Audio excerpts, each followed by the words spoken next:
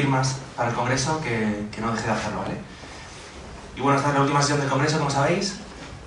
Se trata de que evaluemos un poco el alcance del Congreso, de todos los temas que hemos ido tratando, y movilicemos todo el material para hablar del tema del Congreso, efectivamente pensar con Marx, ¿no? Evaluar la actualidad del marxismo y su relevancia y su pertinencia para analizar el mundo de hoy. Entonces, bueno, tenemos en la mesa, ya las conocéis, a Jacobo Muñoz, a mi derecha, a mi lado está la profesora Montserrat Nacional, Luis Alegre Zabanero, y falta el profesor Fernando del Villa, que llegará en un minuto. Entonces, la idea es que habléis como 15-20 minutos, como veáis. Empezamos por ti, Jacobo, vamos hacia acá, ¿vale? Y luego, bueno, la idea es que tengamos el tiempo de debate todo el que haga falta para que intervengáis, ¿vale? Turno abierto en principio. Así que nada, agradecer vuestra presencia y...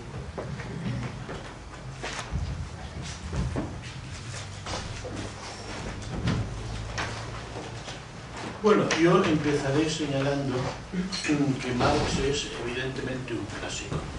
Pero claro, los clásicos, si son clásicos, es porque en realidad son contemporáneos. Es decir, un clásico es un autor o un artista, un productor de cultura que de alguna forma es capaz de interpelar a generaciones sucesivas. De tal forma que, por ejemplo, nosotros podemos sentir, en cierto modo, como nuestro, como contemporáneo nuestro, pues por ejemplo el arte griego, o el drama de Antígona, cuando ya aquel mundo haya periclitado hace mucho tiempo, o el drama fáustico, o el terror que destinan los grabados negros del último Goya, por ejemplo, que es también de una época que no es la nuestra. En este sentido, yo creo que Marx tiene una fuerte capacidad de interpelación, pero de todos modos Marx es un clásico especial, porque en definitiva lo que Marx fundamentalmente hace es una reconstrucción analítica de las sociedades en las que domina el modo capitalista de producción. Por lo tanto, en definitiva, de la modernidad, de las sociedades modernas, que aún sigue siendo la nuestra, y propone seguidamente un programa de transformación de las mismas. Entonces, yo creo que algún día Marx dejará de ser un clásico, pero eso será cuando ya no exista el capitalismo. Mientras haya capitalismo, evidentemente Marx seguirá siendo un interlocutor de primera fila, porque será difícil superar la grandiosidad de esa totalización del capitalismo que Marx lleva a cabo, cuando en realidad la mayor parte de los científicos sociales pues se ocupan solo de pequeñas parcialidades. Entonces, esa totalización yo creo que es lo más vivo de este año. Bueno, y entonces, dicho esto, pues empiezo con una... Yo no voy a nada más que plantear interrogantes. No sé qué filósofo contemporáneo, que alguno conoceréis muy bien, uno muy concreto, decía que la piedad del filosofar es el preguntar. Bueno, yo no sé si será piedad o no, pero en cualquier caso, yo creo que la pregunta y el interrogante son lo específicamente filosófico, mucho más que las prédicas morales. Desde luego no voy a hacer ninguna prédica moral. Bueno, vamos a ver, lo primero que me quiero preguntar es, en esta pequeña intento de tomarle el pulso a la cuestión de la actualidad, hoy la actualidad de Marx, que es el tema de esta mesa redonda, es dónde estamos, es decir, desde dónde hablamos. Porque siempre se habla desde algún sitio, evidentemente, siempre habla alguien, entonces tiene que quedar muy claro desde dónde se habla y quién habla. En cuanto al desde dónde se habla, bueno, pues yo voy a hablar, por lo menos, y creo que es desde donde se tiene que hablar en una cuestión como esta, desde y en el marco de la evidente crisis, una crisis que creo que es algo más que una crisis económica, de las crisis de producción que el capitalismo va generando con evidente regularidad, una crisis civilizatoria y que lo es también y muy esencialmente del tipo de Estado instaurado en Europa tras la Segunda Guerra Mundial y la derrota del totalitarismo franquista. Perdón, fascista. Lo de franquista es un lapsus porque quería decir a continuación que fue una derrota en el año 45, pero todavía sobrevivieron regímenes fascistas en Europa, como en el caso del franquismo.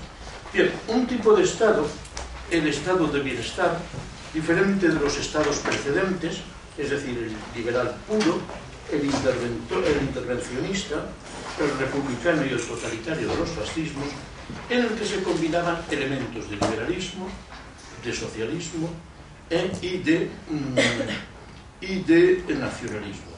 El objetivo de todos estos elementos y de este nuevo tipo de Estado era conciliar la libertad individual, la justicia social y la solidaridad nacional. Este Estado o aquel Estado obtenía su legitimidad de su reconocimiento a todos los ciudadanos de los derechos civiles y políticos y los económicos y sociales.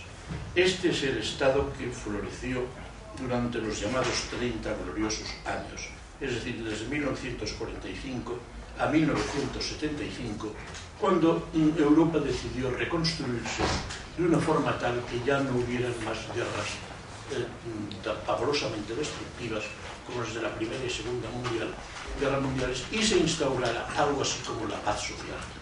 Bien, para que este Estado fuera posible, pues tuvo que producirse un gran pacto entre el capital y el trabajo, por el que los patronos se comprometían a redistribuir parte de la riqueza y a financiar vía impuestos y cotizaciones las prestaciones sociales del Estado, mientras que los trabajadores renunciaban a socializar los medios de producción y se comprometían a garantizar el crecimiento económico y la rentabilidad de las empresas.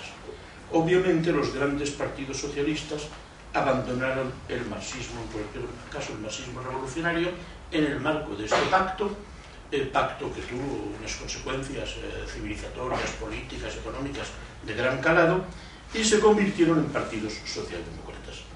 Bien, el modelo social europeo, pues como se conoció este modelo que acabo ahora de muy a grandes rasgos de definir, abrió una era de lo que se ha llamado integración social. Gran inversión pública en Europa y la aparición de una amplia clase media. Bien, a partir de los 70, sin embargo, del siglo pasado, un nuevo discurso comenzó a insinuar su presencia, el de la necesidad de poner fin al estado de bienestar, con argumentos como los de la incorporación masiva de la mujer al mercado de trabajo, con el consiguiente descenso de la natalidad, el aumento del porcentaje de pensionistas con respecto a la población activa y el aumento de los gastos por las medidas de conciliación y las prestaciones directas a las personas dependientes, lo que hacía que los costes sociales de ese sistema comenzaran a aparecer a ojos de algunos como excesivos, intolerables y de los que ya la sociedad, entre comillas, no podía responsabilizarse. Bien, y así, tras la llegada al poder de la señora Thatcher en el Reino Unido, que fue en 1979, y la de Ronald Reagan en Estados Unidos en 1980, comenzó, podríamos decir, la gran ofensiva del neoliberalismo, que trajo a lo que habría que unir una serie de cambios que estarán en la mente de todos, en la situación geopolítica internacional y en la estrategia de los grandes propietarios de capital. Objetivo de esta ofensiva, pues poner fin al estado de bienestar y sustituirlo por el mal llamado estado mínimo.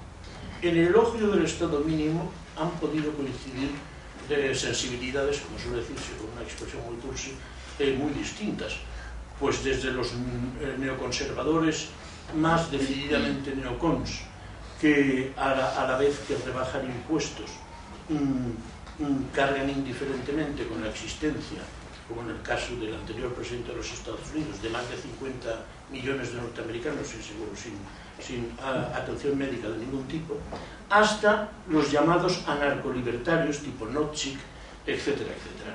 Bien, en realidad el neoliberalismo neocon no es más que una reactivación de la lucha de clases, pero esta vez desde arriba.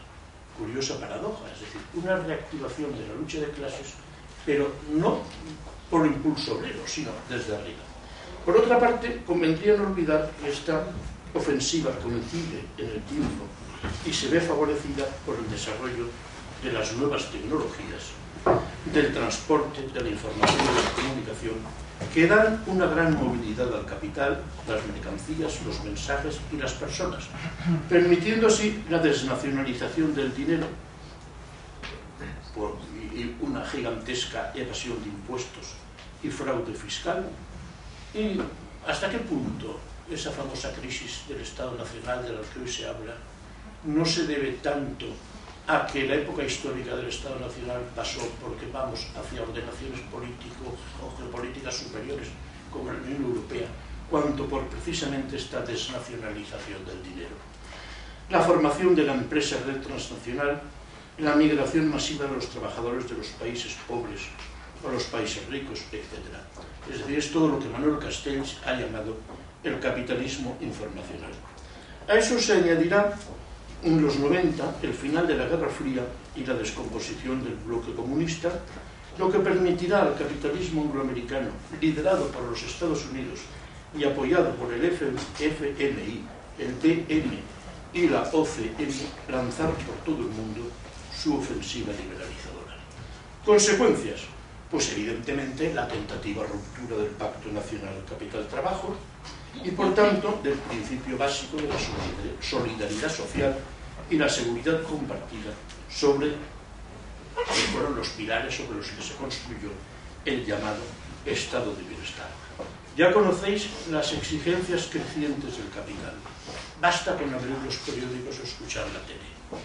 Más y más reducciones de impuestos y cotizaciones. Flexibilización de la mano de obra, es decir, precarización y abaratamiento.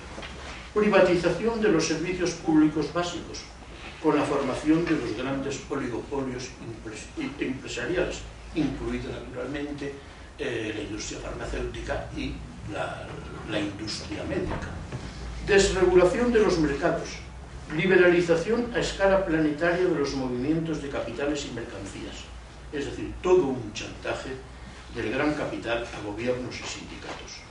Pero las cesiones no son suficientes, como estamos viendo, porque a pesar de todo se produce una creciente subordinación de la economía productiva nacional a la economía especulativa global, con el consiguiente aumento de las fugas de capital, los trucos contables para no pagar impuestos, las deslocalizaciones de empresas y los ajustes masivos de personal. La mayor parte de los sectores económicos básicos, banca, energía, construcción, transportes, comunicaciones, alimentación, medicamentos, como decía antes, comienzan a ser controlados por grandes corporaciones transnacionales cuyo presupuesto es mayor que el de muchos estados. La nueva empresa red transnacional absorbe o arruina empresas de menor escala, pero también se alía con ellas y las subcontrata, lo que le permite trasladar los procesos productivos con mano de obra intensiva a los países con salarios más bajos, menos protección social y menos libertades políticas. Es decir, en los que hay eso que se llama un Estado único. Además, la movilidad y opacidad del capital transnacional permite que se establezcan vasos comunicantes entre la economía legal y la criminal. La evasión fiscal, el blanqueo de dinero, las mafias internacionales dedicadas al tráfico de armas, drogas, personas, etc. Un porcentaje cada vez mayor del capital se desplaza de las actividades productivas y legales a las especulativas y criminales. Comienza a circular libremente por todo el mundo, se refugia en los paraísos fiscales y se vuelve cada vez más opaco sin que ningún Estado aislado pueda controlarlo y someterlo a una regulación nacional. Recordaréis que en el momento culminante de la crisis, cuando se reunieron los grandes a debatir qué inyección de dinero había que dar a la banca, que como recordaréis fue verdaderamente exorbitante, en cifras ya que se baten de todo cálculo posible, se habló mucho de acabar con los paraísos fiscales. ¿Habéis vuelto a oír hablar de eso? Bueno, esta es la verdadera causa de la crisis fiscal del Estado de Bienestar, según analistas autorizados. La evasión masiva del capital, lo que obliga al Estado a sostenerse en un porcentaje cada vez mayor con los impuestos de las rentas salariales y a recortar los fondos de las políticas sociales, sobre todo los destinados al seguro de desempleo y a las personas. Se inicia la época de la precariedad generalizada. Aumentan las desigualdades sociales y las bolsas de pobreza en los países más ricos del planeta y la inseguridad social comienza a afectar no solo a las clases trabajadoras, sino también a una parte de las clases medias. Al mismo tiempo, y voy a ir ya terminando, Aumentan las desigualdades entre países ricos y pobres. Más de 30.000 personas mueren diariamente en el mundo por falta de alimentos y medicinas. La riqueza se acumula a la vez en pocos países. El 20% de la población mundial acumula el 85% de las riquezas, en tanto que el 80% de la humanidad debe contentarse con el 15% restante. Se ha impuesto, en consecuencia con ello, una nueva división internacional del trabajo que amenaza con abaratar y precarizar todavía más las condiciones laborales en los países ricos, cuyas empresas, como sabéis, las noticias vienen casi todos los días, se desplazan a los países pobres para buscar materias primas, mano de obra barata y estados mínimos, a la vez que el fenómeno de la inmigración pues crea en Occidente, procura a los occidentales un nuevo chivo expiatorio de la inseguridad social, lo que explica el auge en algunos de estos países de los movimientos xenófobos. Luego está naturalmente la cuestión ecológica, es decir, el hecho de que el sistema se ha convertido en un ecosistema dominado por mecanismos de depredación. Esto ya es muy conocido y no me voy a extender sobre ello. ¿Qué es lo que ocurre en este marco? ¿A qué asistimos? Asistimos evidentemente a repliegues identitarios que se puede decir que en muchos casos generan incluso un nuevo tribalismo, a reacciones comunitaristas que se explican desde luego en un marco de globalización frenética y cómo reacciona a ella, pero que también suponen altos costes, un aumento de los controles y de los nuevos muros de la vergüenza en las grandes líneas de fractura entre la riqueza y la pobreza y en el interior de los estados, donde están surgiendo ya nuevas estratificaciones, ciudadanos de primera, de segunda y de tercera, lo que evidentemente es la negación misma de la ciudadanía, más el miedo al otro y esa lógica amigo-enemigo que lentamente va imponiéndose y que parece ser que está devolviendo una siniestra actualidad a pensadores como Carl Schmitt. Nuevas formas de violencia urbana, todo ello además agravado por la crisis, porque claro, no convendría desde luego no olvidar, y esto me parece un dato decisivo, que las políticas socialdemócratas que tuvieron su momento dorado en esos 30 años felices a los que me refería antes, no son posibles en épocas de crisis económica, o en cualquier caso en épocas de reducción de los ingresos del Estado. Bien, soluciones, respuestas, una renovación del Pacto Nacional Capital-Trabajo. Pues esto parece difícil en este momento del paso decidido del Estado soberano de ayer a la globalización del riesgo. Quizá debería de caminarse tal vez, y lo dejo, claro, son problemas que desbordan mucho, incluso las posibilidades de análisis de uno, quizá podría pensarse en una nueva alianza global. Y hay algunas iniciativas de la ONU en este sentido, como el Pacto Global y los Objetivos del Milenio, y también podría pensarse en el tipo, de cara a esa nueva alianza global, en el tipo de las reclamaciones y propuestas del movimiento altermundista. Es curioso, porque ¿a dónde hemos llegado con esto? Fijaos que he hablado de nueva alianza global, he hablado de altermundismo, mundismo, pues a un nuevo internacionalismo, que era exactamente uno de los caballos de batalla de Marx, el internacionalismo. Recordar cómo termina el manifiesto comunista: proletarios de todo el mundo unidos. Bueno, entonces, puestas así las cosas, y ya que tenemos que hablar en términos internacionalistas o internacionales, uno no puede menos de preguntarse: ¿quién controla la dinámica del capitalismo? Que es nuestra dinámica civilizatoria, no se olvide, que eso es más que economía, eso es una civilización. ¿Quién controla la dinámica del capitalismo? ¿O es que la dinámica del capitalismo es incontrolable?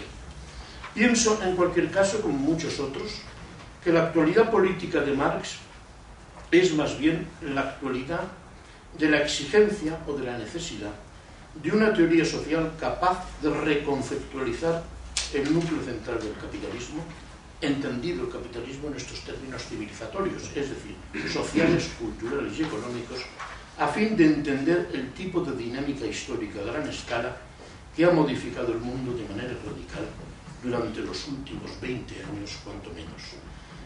Una teoría para la que quizá, desde luego, en el Marx maduro encontraríamos elementos suficientes o un punto de partida para ir avanzando. Ya he dicho, una de las veces que se me ha invitado a hablar en este congreso, del que creo que debemos congratularnos todos, que entiendo que la escolástica marxista tiene que dejar paso al intento de seguir pensando con Marx, pero más allá de Marx, a conciencia de que estamos en un momento, y hablo en términos de estructura y no de coyuntura, en el que se extiende la crítica al desarrollismo y a toda apelación a un crecimiento presuntamente limitado de las fuerzas productivas, lo que está obligando a una revisión de la noción de progreso. Se generaliza la conciencia de la gravedad de los desafíos ecológicos y pierde importancia en número y poder la clase obrera tradicional en los países centrales. Aumenta el descontento de las formas existentes de trabajo, se diversifican las fuentes de insatisfacción social, gana terreno la preocupación por las formas de representación política que se viven cada vez más como insuficientes o en cualquier caso insatisfactorias, y ganan en importancia las modalidades de identidad social que no se basan principalmente en la pertenencia clásica de clase. Cuando digo clásica quiero decir en orden a la dicotomía del XIX, burgueses proletarios. Bien, me temo que a la hora de programar toda esa reconceptualización, si es que eso es algún día posible, eso es un desafío, no bastará con apelar simplemente a la introducción de la planificación centralizada y de la propiedad estatal. Habría que empezar, por ejemplo, por repensar la democracia. ¿Y por dónde empezar? Pues tal vez por las constricciones sistémicas impuestas por la dinámica global del capital a la autodeterminación democrática. Y claro, ¿quién podría protagonizar y dirigir el largo proceso de cambio? Esas transferencias, ¿quién podría? Partidos obreros, sindicatos, los nuevos movimientos sociales situados en los márgenes ya no tan marginales. Terminar en que ese proceso de transformación será largo y lento. Pero eso ya lo señaló, desde luego, ya lo señaló Marx. Y sería muy interesante releer desde toda esta perspectiva la crítica del programa de Gotha, donde Marx, por ejemplo, dice cosas como que durante mucho tiempo el llamado derecho igual seguirá siendo el derecho burgués, y donde habla y nos dice, pero estas incidencias, como este hecho de que durante mucho tiempo no se puede transformar una sociedad sino desde las legalidades de esa sociedad. No se puede operar con otro capital humano que con el capital humano que se tiene. Como decía Lenin, hay que partir de lo que hay, o como decía Marx, hay que partir del mundo como es y no de la ideología. Bien, pero estas incidencias, dice Marx, son inevitables en la primera fase de la sociedad comunista, tal como surge directamente de la sociedad capitalista, después de prolongados dolores de parto.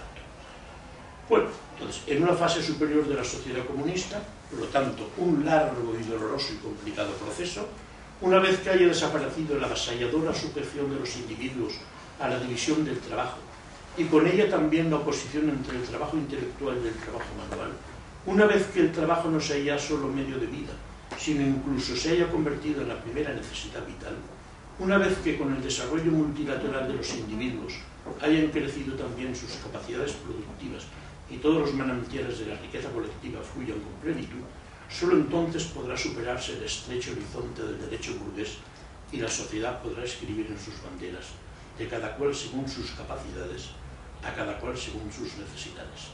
Yo creo que esto se podría suscribir enteramente como programa, pero al precio de rebajar el entusiasmo desarrollista y productivista que, como buen hombre del siglo XIX, aún destila Marx. Bueno, pues esto es lo que yo quería comunicar.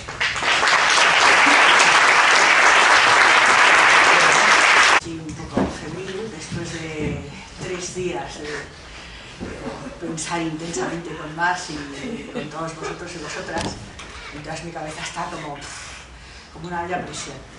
Entonces he intentado, no sé si con mucho éxito, hacer algunas líneas para la intervención de hoy, resumiendo un poco las cuestiones. O al menos las cuestiones también me parecen más claras. Lo primero, sobre el alcance del Congreso.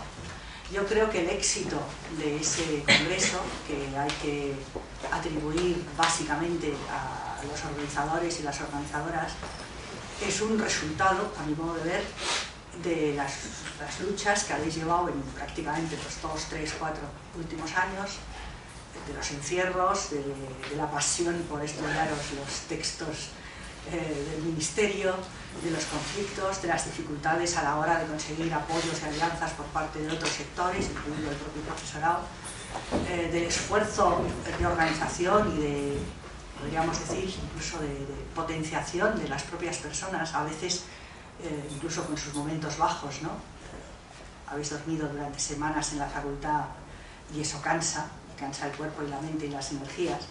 Pero sin embargo, yo creo que pone de relieve justamente la capacidad vital, la capacidad creativa que tienen justamente ese tipo de movimientos, que no se agotan en la mayor o menor éxito o derrota que uno pueda conseguir en el enfrentamiento con quien tiene la capacidad de decisión, sino que de alguna manera produce, ¿cómo llamarle?, un desgarro en el velo de eso que hemos llamado durante esos días fetichismo, alienación, individualismo, impotencia, etcétera, etcétera, ¿no? Las personas en esas situaciones descubren que juntos, primero que hay un juntos, que es posible estar juntos con otros, no con todos obviamente, pero sí con algunos, y que juntos se puede conseguir muchísimo más y que por tanto se puede salir de esa especie de repetición de la impotencia a la que nos condena la propia reproducción del sistema. Y esa experiencia que se traduce, a mi modo de ver, en ese deseo de compartir, de organizar ese tipo de cosas, de que la gente asista, de que necesitamos instrumentos conceptuales para poder pensar nuestra situación, justamente es lo que da como resultado, podríamos decir, esa especie como de renovación, como de reactualización, como de volver a poner sobre la mesa cuestiones que parece que habían quedado al margen de ella, ¿no? Porque obviamente ese vacío, en ausencia de esos movimientos, es llenado por la capacidad institucional y la capacidad del propio sistema para llenarlo con otro tipo de cosas, ¿no? En vez de estudiar esto, pues estudias aquello, preparas el examen, te copias sus apuntes, te emborrachas, etc. No quiero decir que sea alternativo, pero una cosa de otra, pero quiero decir que justamente, digamos, no es que estés inactivo o inactiva, sino que de alguna manera todas esas energías, deseos, obsesiones van hacia otro lado. Por tanto, quería llamarle un poco la atención sobre eso. Yo creo que justamente eso demuestra esa tesis que ayer Raúl comentaba quizá un poco provocativamente, que es una tesis central del operaísmo italiano: los movimientos van por delante y no por detrás. Porque justamente ellos son los que, digamos, generan ese espacio donde ocurre eso que en ese momento, digamos, está pendiente de ocurrir. Y claro, no voy a entrar en todo el tema del acontecimiento, pero de alguna manera ahí está esa cuestión. Eso enlaza con el segundo punto que quería plantear, que era la actualidad de Marx. Como muy bien ha dicho Jacobo, en mi opinión, la actualidad es justamente esa interpelación a ¿qué me está diciendo este texto, ¿no? ¿Qué me está diciendo este libro? ¿Qué me está diciendo eso que estoy leyendo? ¿Qué respuesta me exige? Esa respuesta puede ser una respuesta, podríamos decir, de corte especialmente, podríamos decir, teórico, teoricista. Me apasiona la implicación entre unos conceptos y otros, el articulado tan absolutamente cohesionado. Y eso, podríamos decir, es como una botella de champán, destapa mi cerebro que va a 200 por hora, pero también me interpela desde el punto de vista de la acción, de lo que de ahí se desprende, de la comprensión de la historia, de la comprensión de lo que ha ocurrido en los últimos años. También en algún momento ha aparecido a lo largo de este congreso el siglo XX, del que recién estamos empezando a salir. No es comprensible, aunque en los libros de historia me imagino que eso no aparece, sin introducir justamente el agente que representó el movimiento comunista. No solamente el movimiento comunista en tanto que partidos comunistas, etcétera, sino en su totalidad, ¿no? Lo que podríamos decir los efectos histórico-políticos de la obra de Marx, desde su recepción a finales del XIX hasta, podríamos decir, su continuo resurgir como una especie de guadiana a lo largo de todo el siglo XX, tanto en el ámbito teórico, con una producción intelectual absolutamente increíble, como en el ámbito político, con las organizaciones de todo tipo, como en el ámbito estatal, con la existencia de partidos comunistas triunfantes, o al menos triunfantes durante un cierto periodo, hasta, podríamos decir, el inicio del desastre que empieza prácticamente ya casi en los años 50. Es decir, que no es comprensible sin justamente todo ese, podríamos decir, todo ese escenario.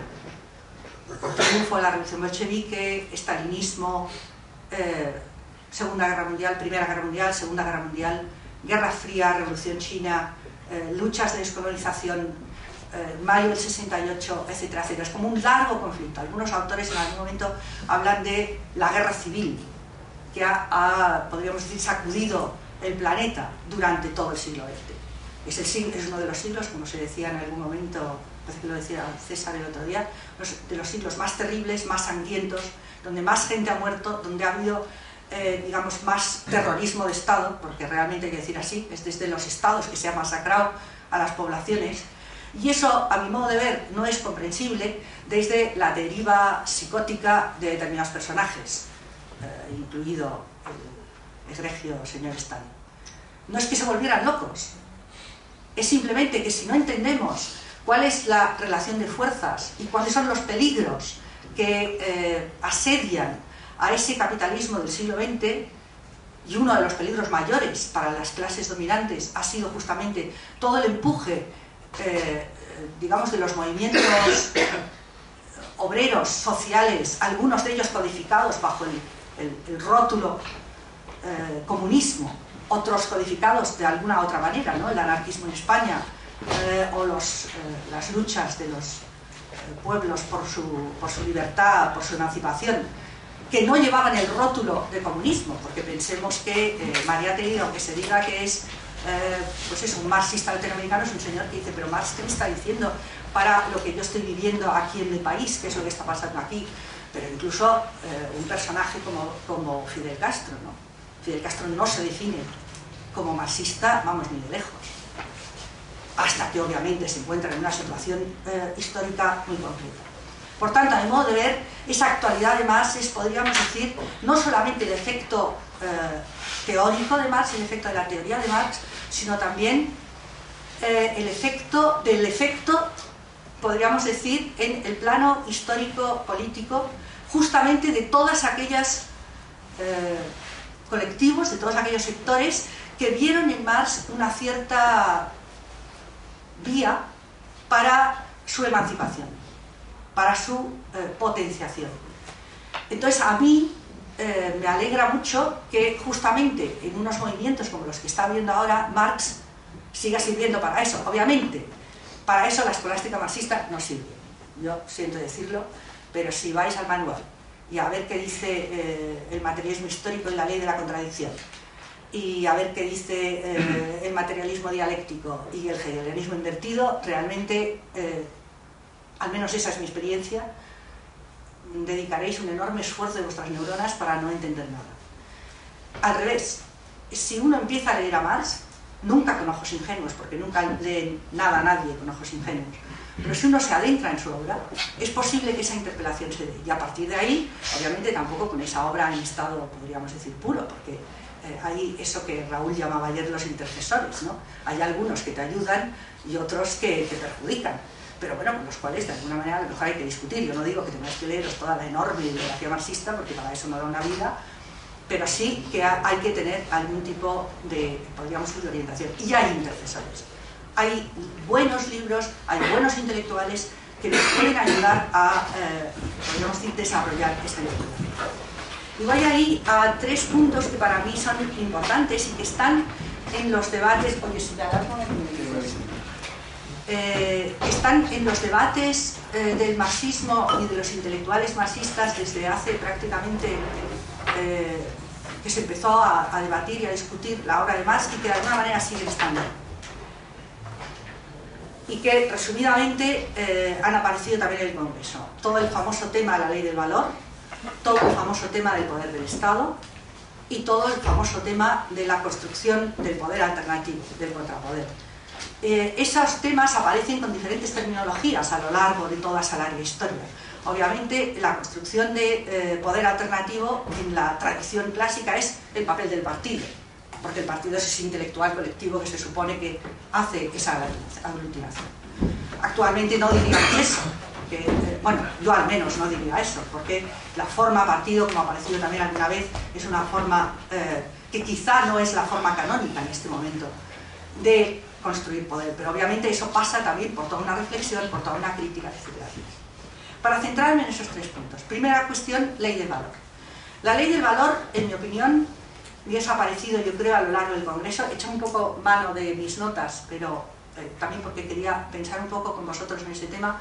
A mi modo de ver, es erróneo si se entiende la ley del valor como ley de la determinación del precio de las mercancías. Eso no quiere decir que no haya ese aspecto en la obra de Marx, especialmente en el volumen tercero, como también se ha puesto de manifiesto, etcétera, etcétera. Pero el problema fundamental, yo creo, de la ley del valor, tal como Marx la maneja en el Capital, es el de mostrar, por una parte, la realidad de la explotación y establecer una cierta medida de la explotación. Medida de la explotación. Porque la explotación es algo, como hemos estado un poco analizando, invisible. El valor, que es explotación de trabajo ajeno, y la propiedad del trabajo, que, como no me canso de repetir, es siempre propiedad del trabajo de los otros, jamás del propio, en la sociedad capitalista, obviamente, ese valor no aparece como tal. Y entonces se enfrenta a los trabajadores a la difícil, podríamos decir, esquizofrenia de yo soy un ser libre, pero a la vez me siento fatal. O sea, odio ese trabajo, odio ese contrato. A mí es que me están sacando la vida. Pero, sin embargo, eso no aparece en ningún sitio. Y a mi modo de ver, la obra de Marx es la herramienta fundamental para poder entender también eso.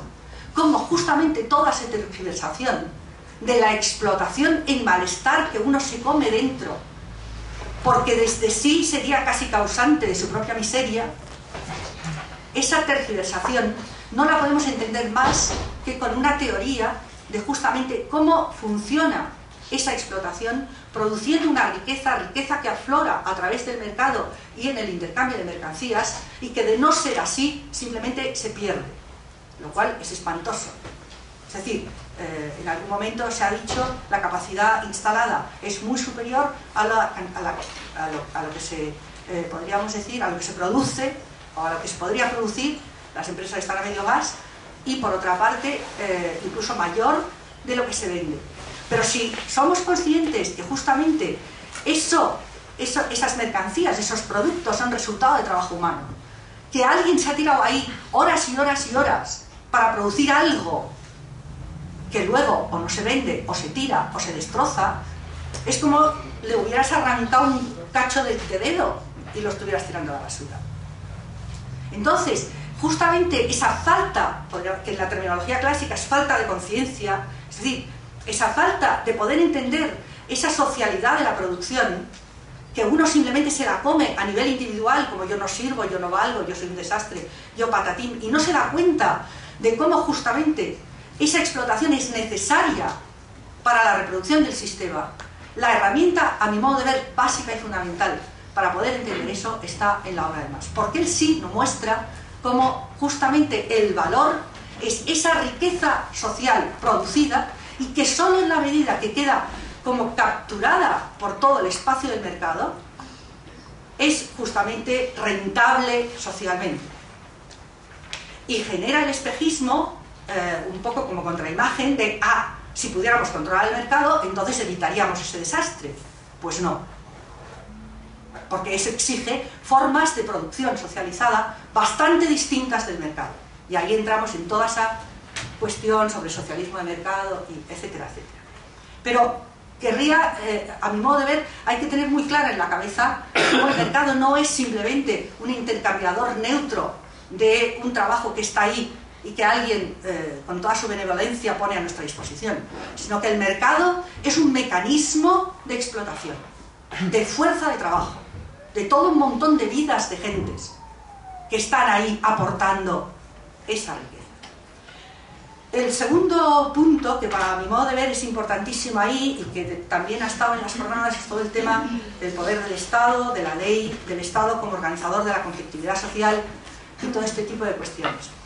Ahí, permitirme un excurso un poco biográfico, yo no os voy a contar mi vida, pero a veces cuando oigo más a Luis que a Carlos, yo creo que debe ser por cuestión de edad, no te enfades, Luis, es como la escena originaria. Mi padre era un republicano convencido, luchó en el frente contra los franquistas, no solamente porque le tocaba por edad, sino también por, sino también por convicción. Era pues un patriarca benevolente, que creía en la igualdad, la libertad, la fraternidad y la utilidad, que por supuesto lo que más amaba en el mundo era la armonía social y que consideraba que, y eso en mi casa, yo soy de una familia en la cual afortunadamente no había fascistas, a lo mejor había alguno encubierto, no voy a decir que no, pero no era notorio, pero sí había, pues había un tío anarquista, pues un pariente más lejano que había sido fusilado, o sea, la típica familia derrotada. Y era una escena recurrente, yo creo que debe ser por la recurrencia, por lo que me aterroriza, el que en esos momentos en que los niños o las niñas deseamos armonía social y armonía familiar, se peleaban. Y lo que ocurría era que, imagino que no es una experiencia puramente individual mía, lo que pasaba era que mi padre empezaba a lanzar sus diatribas contra los anarquistas, los comunistas, los socialistas, el POUM, y bueno, los desorganizados, y etcétera, etcétera. O sea, el problema era que no habían comprendido que había que someterse a la ley de la República, que era el régimen constitucional, y habían querido aprovechar el momento de caos de la guerra civil para sacar sus intereses.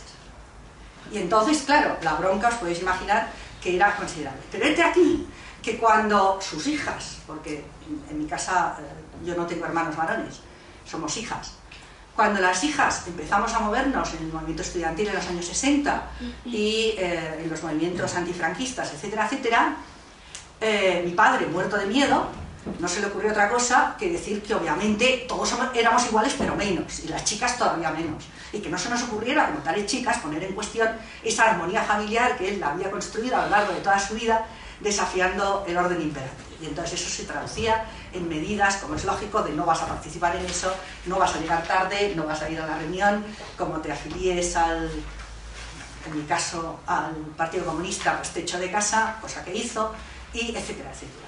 Entonces, cuando yo oigo esas cosas de la autoridad de la ley, de la necesidad de la ley y del Estado, reconozco que debe ser un problema psicoanalítico, pero es como, oye, no, por favor, o sea, no. La sumisión a la ley es justamente la aceptación de la autoridad. Una autoridad benevolente, por supuesto. Benevolente, porque es por nuestro bien. Era por mi bien que lo hacía, como siempre me decía. Pero no queremos esa autoridad. O sea, yo creo que lo que hemos descubierto, gracias a todos esos movimientos y a todas esas luchas y resistencias, es que justamente la sumisión mata el vivir.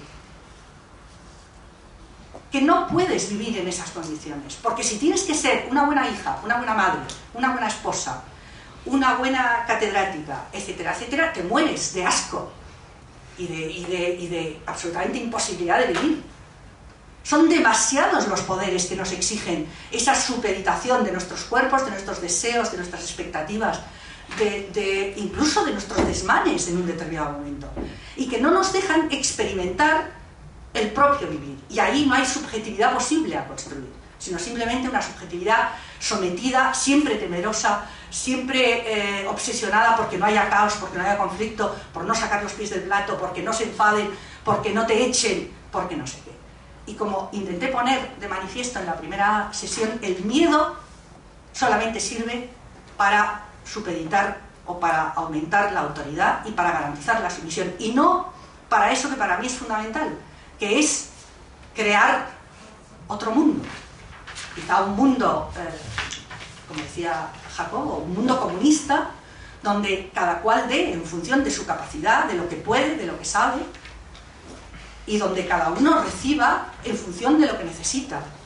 Obviamente me diréis, eso es una utopía, pero sin embargo, y ya con eso termino, justamente la construcción de poder social alternativo, de poder insumiso en el sentido, podríamos decir, exacto del término, de poder que no acepta la sumisión. Pero que no aceptar la sumisión no significa necesariamente caer bajo la lógica del amigo-enemigo. Esa es la lógica del poder. Como eres un insumiso, eres un peligro para la paz, la armonía y generas caos, conflicto, y por tanto hay que echarte del espacio del poder. Sino la insumisión, a mi modo de ver, en ese sentido, significa justamente la posibilidad de construir contrapoder y construir entonces capacidad de negociación, desafiar esa ley de la sumisión y de la obediencia necesaria. Construir un espacio donde esa dinámica del amigo-enemigo, cuando menos, pueda ponerse en cuestión. Eso significa, obviamente, controlar el propio poder, gestionarlo, saber cómo hay que interactuar, y ahí podríamos decir que toda esa historia trágica y sangrienta del siglo XX, a mi modo de ver, es un enorme acervo de material histórico justamente para las generaciones jóvenes, que van a tener, yo creo, que enfrentarse a esa negociación, creación y potenciación de un poder colectivo que sea capaz de desafiar los poderes existentes. Y ahí el ejemplo, a mi modo de ver, de los movimientos y de todo lo que está ocurriendo en Latinoamérica es un ejemplo paradigmático. Construcción, podríamos decir, de contrapoder, construcción de resistencia, construcción, como un poco os decía el primer día, de potencia plebeya, que dice García Linera, o sea, de potencia popular, civil, social, pero que intenta escapar, yo creo, de esa especie de callejón sin salida, de si te rebelas, voy a por ti, invirtiendo, transformando esa situación. Bueno, nada más.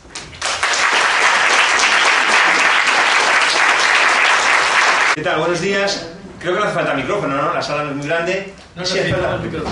Para grabarlo, vamos. Luego te quedas afónico y no te das la casa. Sí, porque además es que lo graban ahí. Ah, si lo graban bien, cifras distintas, entonces. Bueno, lo primero, disculparme, ¿no? He llegado tarde y de hecho no podía venir, ¿no? No podía venir, y si he venido ha sido por dos razones, ¿no? Una porque, bueno, una es porque lo dije otro día y luego, de hecho, acabaré con ello, ¿no? Me parece que tiene una relevancia considerable este congreso, ¿no? Por muchas razones, ¿no? Y la segunda, por alguna cuestión de carácter personal asociada a algunos compañeros que han facilitado, por decirlo elegantemente, que viniera, ¿no? Me deben una. Había preparado una nota, precisamente, una nota en torno a 6 puntos, ¿no?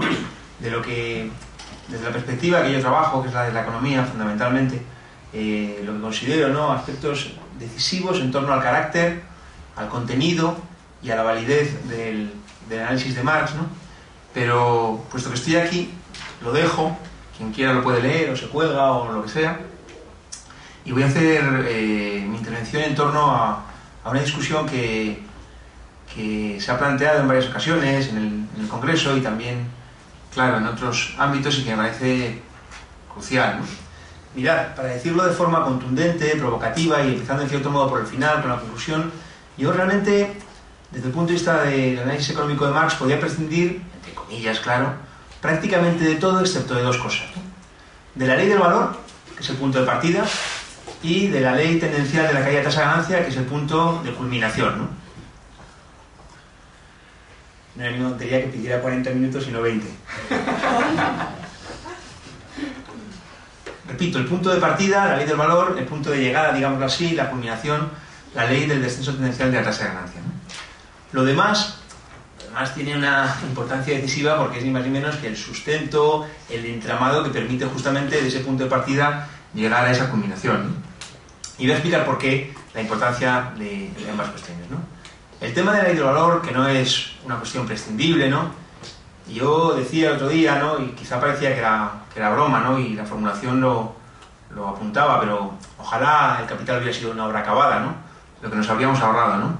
Porque el que no sea una obra acabada puede inducir a pensar poco menos que hay barra libre en cuanto a cómo interpretar ese carácter inacabado, ¿no? Y desde luego que no debe ser así, ¿no? Claro, todos coincidiremos en que no es barra libre y luego cada uno hará la interpretación relativamente que quiera, ¿no? La cuestión del valor no es una cuestión cualquiera, ¿no? En el campo del análisis económico, lo primero que corresponde, yo creo, precisar, en el contexto terrorífico que atravesamos desde hace más de 100 años, ¿no?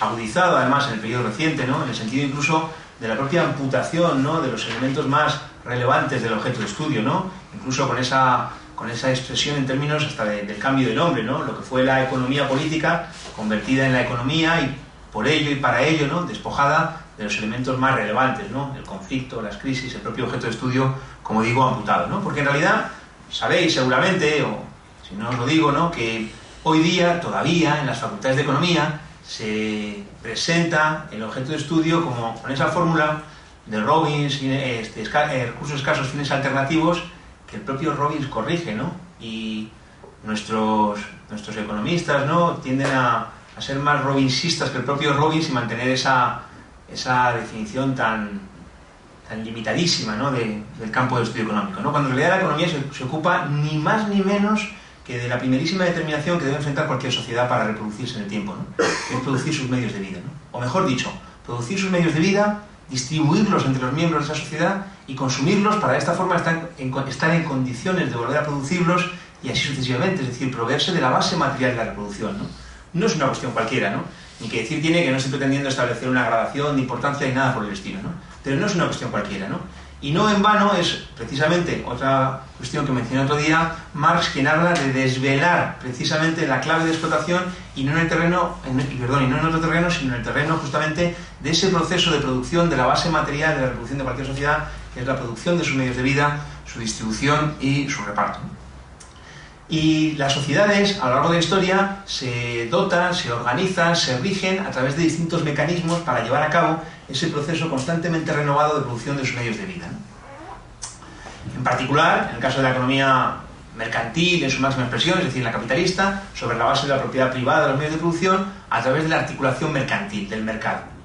De modo que, para abordar la cuestión de la ley del valor, deberíamos empezar, yo creo, por, lo dije otro día también, identificar bien cuál es la primera pregunta, ¿no? Y la pregunta es que, puesto que ni más ni menos que el reparto de los recursos, el reparto del trabajo y el reparto de los productos de trabajo se hace a través del mercado, veamos justamente cómo lo lleva a cabo el mercado. Y para ver cómo lo lleva a cabo el mercado, los economistas previos, antecedentes de Marx, habían debatido en torno a ello, organizándose fundamentalmente en dos grandes posiciones, ¿no? Aquellos que defendían una teoría objetiva del valor, aquellos que defendían una teoría subjetiva del valor. La teoría subjetiva del valor es la teoría, o las teorías que, de una forma más superficial, se adhieren simplemente a lo que se ve a primera vista, ¿no? Y podríamos a primera vista pensar que los precios son mayores cuanto mayor es la fila de los que quieren comprarlos, ¿no? Si solamente nos fijáramos en eso, pareciera que efectivamente es el mercado, es la demanda, ¿no? La que establece los precios, ¿no? Eso es lo que dice la teoría convencional, dicho de manera muy simplificada, ¿no? Frente a ello, valdría simplemente, a veces les planteo a los estudiantes, ¿no? Vamos a tratar durante un rato de no pensar, ¿no? Y realmente cuando uno consigue durante un rato no pensar, se pone fácilmente en la piel de los economistas neoclásicos, ¿no? Pero luego decidimos ser serios y proceder a pensar. Y cuando procedemos a pensar vamos más allá de esa primera apreciación, ¿no? Decimos, claro, pero las cosas no caen del cielo, sino que las cosas llegan, las mercancías, al mercado, resultado de un proceso de producción, ¿no? Hurguemos ahí, ¿no? Y es fácil desbaratar esa visión tan simplista simplemente planteando que obviamente por mucho que haya crisis, por mucho que la demanda caiga espectacularmente, un coche nuevo nunca costará 50 euros, ¿no? Y ahí, de forma coloquial, diríamos, bueno, ni siquiera se cubre lo que ha costado producirlo, formúlese como se quiera formular.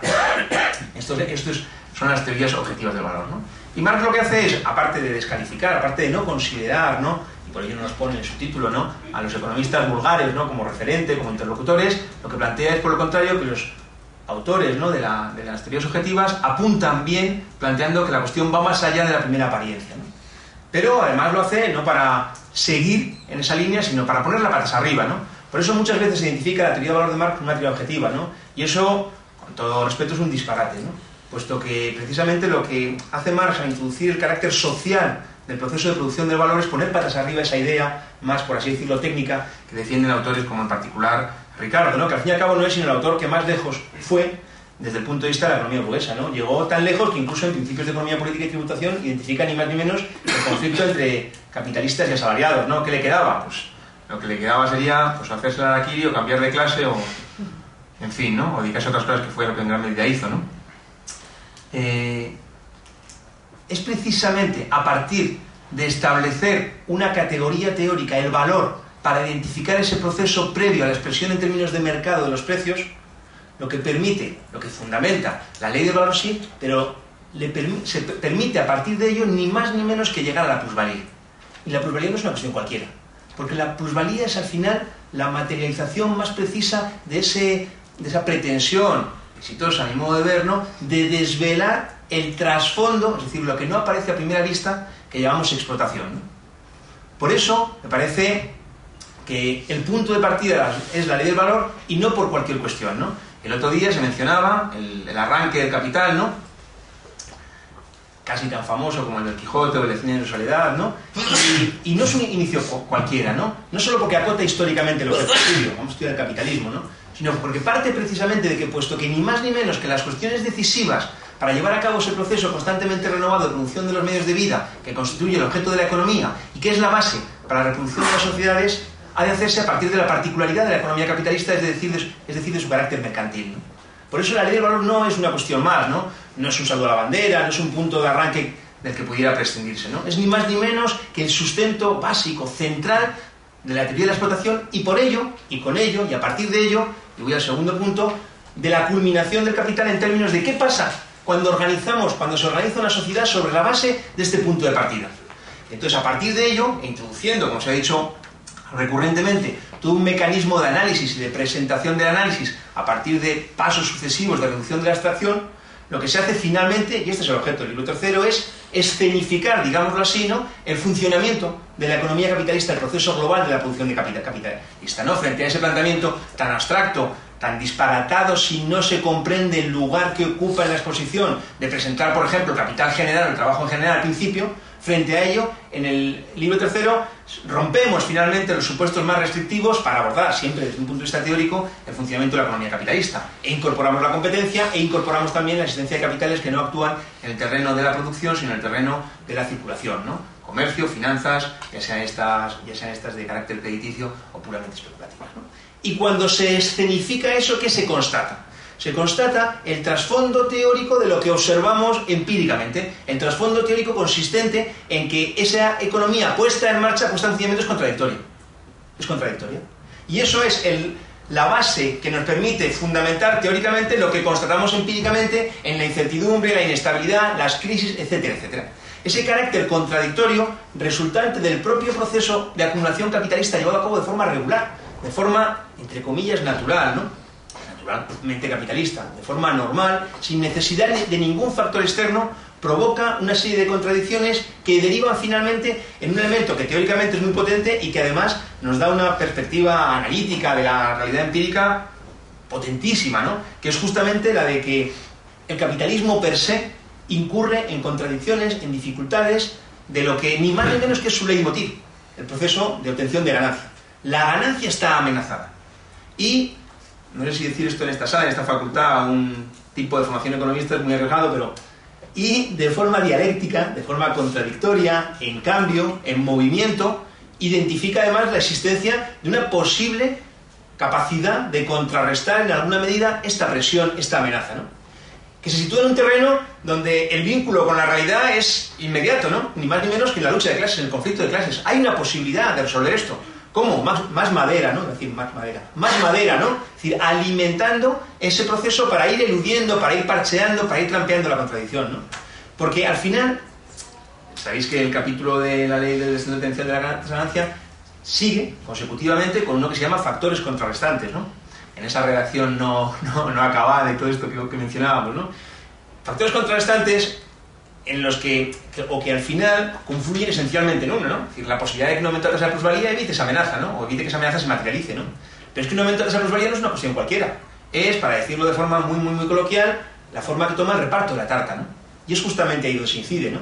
Y entre las cosas que había escrito, una de ellas era que difícilmente no, es imposible pretender explicar lo que pasa en términos de tanto los aspectos más graves, digamos, ¿no? Como pueda ser la crisis, la destrucción económica, la regresión social, el cuestionamiento de derechos democráticos, sin referirlos precisamente a eso, ¿no? Es decir, al fin y al cabo, ¿cómo podemos entender las privatizaciones sin entender, cómo podemos entender Bolonia sin entender que al fin y al cabo lo que hay en juego es ni más ni menos como por una parte se abren espacios para el negocio privado, las pensiones, la salud, la educación superior, también las telecomunicaciones, el transporte aéreo, etcétera, etcétera, y por otra parte modificar el reparto de la tarta a partir de un componente que no es cualquiera, que es justamente el componente del salario indirecto, el salario diferido, de ese pedazo de la tarta que resultado de la lucha de decenios ha permitido incrustar contradictoriamente, bienvenida sea esa contradicción, en el seno de un Estado capitalista lo que Yale denomina cuerpos extraños, ¿no?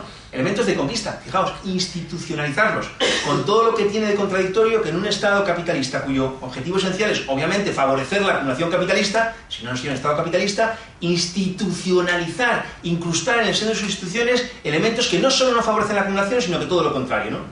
Al fin y al cabo, ¿qué significan? ¿Qué expresan históricamente Thatcher, Reagan, y luego Kohl, y luego Felipe González, y todos estos? Al fin y al cabo, lo que expresan institucionalmente es la toma de conciencia por parte del capital de la imposibilidad de seguir sosteniendo un esquema de, llámese como se quiera, salario relativo, que es incompatible, como teóricamente estudiamos, con las posibilidades de acumulación. Entonces, vuelvo al principio, ¿no? Me parece que el sentido del capital es precisamente eso, ¿no? Detectar la explotación y reflejar cómo la explotación puesta en marcha tiene un carácter contradictorio, tiene esa suerte de huida hacia adelante que provoca el alejamiento cada vez mayor entre las posibilidades materiales, científicas, técnicas que desarrolla la humanidad y su resultado en términos de las condiciones materiales de vida del conjunto de la población, ¿no? No tengo ni idea de cuánto tiempo llevo. Te faltan 5 minutos. Vale. 6. Vale.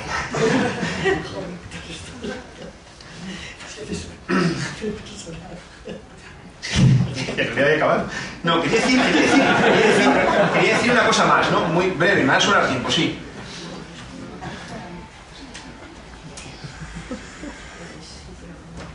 No son cuestiones cualesquiera, ¿no? Mirad, el otro día se mencionó una cosa que a mí me gustó, ¿no? Frente a la pretensión de esa suerte de repliegue, ese tema que tantas veces nos espetan, ¿no? Bueno, nuestro supuesto carácter anacrónico, ¿no? Por marxistas, ¿no? Cuando no es difícil demostrar que si hay algo anacrónico es que sigamos gestionando, sigamos organizando esas posibilidades materiales a partir del mercado, ¿no? Cuyo resultado es constatado, ¿no? Constantemente, ¿no? En términos de esa limitación, de ese retroceso incluso, ¿no? En términos de las condiciones de vida de la gente, no ya en los países menos avanzados, ¿no? Sino la amenaza directa, ¿no? En los países relativamente, las economías relativamente más avanzadas, ¿no? Decía al principio que me parecía que tenía pertinencia, relevancia, ¿no? Una cierta relevancia histórica, ¿no? Si queréis, en la pequeña histórica que configura el ámbito académico y el ámbito académico nuestro, este congreso, ¿no? Y creo que ahí hay una cuestión a tener en cuenta, ¿no? Que tiene que ver además con dos aspectos que yo señalaría, ¿no? La necesidad de que esto desde luego tenga más de punto de, no de inicio, ¿no? Pero sí de impulso, ¿no? Que no de punto de llegada, ¿no? Al fin y al cabo, lo peor que le podría pasar a este congreso es que acabara hoy, en el sentido que entendéis perfectamente, ¿no? Y en ese sentido yo creo que hay un elemento, hay dos elementos, ¿no? El primero, dentro de este ámbito que yo creo que tiene un carácter limitado, que es el ámbito teórico, de discusión, incluso si queréis propagandista, ¿no? ¿Por qué no decirlo, no? Que yo creo que tiene un alcance limitado, pero que en ausencia o en debilidad, o ante la debilidad de la batalla en otros campos puede llegar a tener una importancia considerable. Yo creo que en ese terreno es importante levantar iniciativas de las que este congreso puede ser un buen ejemplo, ¿no? Y lo dije el otro día y lo mantengo, ¿no? Me parece que la cuestión generacional que se aprecia en el público no es una cuestión cualquiera, desde luego, ¿no? No es una cuestión cualquiera, ¿no? Yo creo que hay un elemento ahí que habría que intentar complementar, profundizar, ampliar, ¿no? Que sería romper esa fragmentación terrorífica de que han sido objeto las disciplinas sociales y humanísticas en la universidad, incluso hasta con la propia fragmentación espacial, ¿no? Parte estamos allí en el campo, somos aguas, bueno, ya no es campo, ya es una gigantesca urbanización, y parte estáis aquí, ¿no? Y en ese sentido, bueno, yo tiendo a ver la botella medio llena, ¿no? Y aún así me gustaría que hubiera habido una mayor participación de estudiantes, de profesores, de compañeros de otras disciplinas, ¿no? Porque por lo que veo, y tampoco es que os conozca a todos, mucho menos, ¿no? Dejé de trabajar en la CIA hace tiempo, ¿no? Hay poco peso de gente que proceda de otras disciplinas, ¿no? Y eso es un reto, ¿no? Porque difícilmente vamos a poder ni comprender primero, ni poder intervenir bien después, o a la vez, o incluso antes, si no lo hacemos más allá de esa fragmentación tramposa y dañina de que hemos sido objetos, ¿no? Y en ese sentido, Y en ese sentido, levantar y anunciar la idea de que, bueno, a mí me gusta mucho, lo suelo mencionar, ¿no? La frase de Galileo, ¿no? Y sin embargo se mueve, ¿no? Y en ese se mueve hay aspectos, con algunos lo hemos comentado, ¿no? Hoy precisamente tiene lugar una reunión en la que se va a tratar de levantar un título propio. Bueno, no deja de ser una forma de colar por atrás, sí, pero una forma de colar, al fin y al cabo, ¿no? De economía marxista en la Universidad Complutense, ni que decir tiene que no tenemos quienes lo impulsamos una visión economicista y que por tanto contamos con vosotros, la que nos debíais, empiezo a cobrarla. Asimismo se prepara un posible congreso de economía marxista para explicar la crisis, para explicarla, no como siempre, para no explicarla, en este caso para explicar de verdad en el otoño próximo. Y bueno, cerraría con una frase que yo creo que resume absolutamente mi posición al respecto. Perdón, se me olvidaba. Esto en el terreno teórico, debate, etc. Pero difícilmente seríamos consecuentes con ese análisis si lo dejáramos ahí, ¿no? Queda en segundo plano, ¿no? Y más allá de cuestiones generales, ¿no? En torno a cómo intervenir en la sociedad, queda cómo intervenir también en la universidad.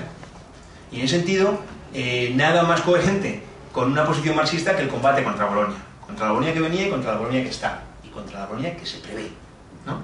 Y en ese sentido, yo creo que es muy importante dar una batalla y entrar a un terreno que en gran medida está, digamos así, monopolizado, ¿no? Es decir, ¿cómo es posible que no estudiemos, que no teoricemos y que no publiquemos y divulguemos sistemáticamente lo que significa la Unión Europea, ¿no?